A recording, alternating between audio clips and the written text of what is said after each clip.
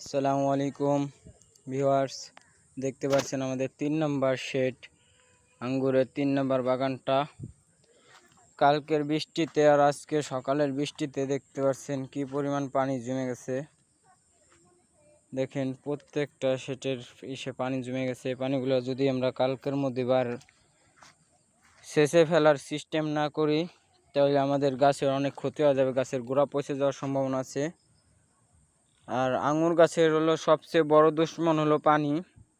পানিতে আঙুর গাছ কোনোভাবেই আপনারা বাঁচায় রাখতে পারবেন না। এই জন্য পানি থেকে আঙুর গাছকে দূরে রাখবেন।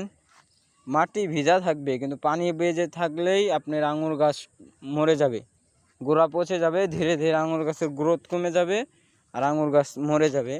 দেখতে পাচ্ছেন কি পরিমাণ পানি জমে গেছে আমাদের ক্ষেতে।